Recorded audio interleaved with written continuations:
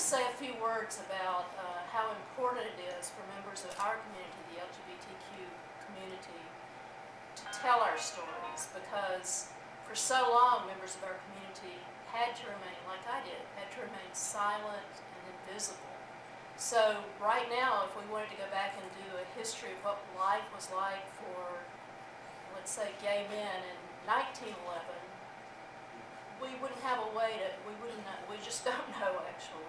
We don't have a way to get that information of what, there might have been accounts a little later in the paper when people were arrested in bar raids.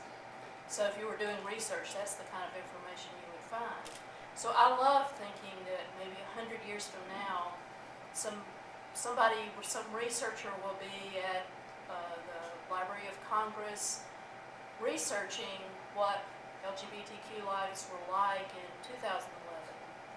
And they'll have my story, they'll have lots of stories to pull from that tell not only what historical events happened, but how it felt.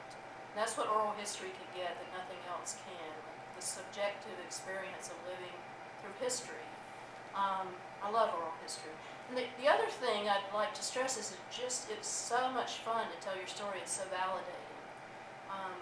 I felt so good for about a week after we did that interview, because it gave me a chance to say things, if you listen to the whole interview, to say things that I want to say, especially to younger lesbians, like what it was like, why we had a lesbian feminist movement, instead of just being part of the women's movement or part of the gay rights movement.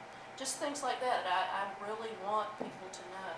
So I encourage you to take advantage of this opportunity to record your story, because it's really important and it's really validating. It just feels really good to do it. So thank you.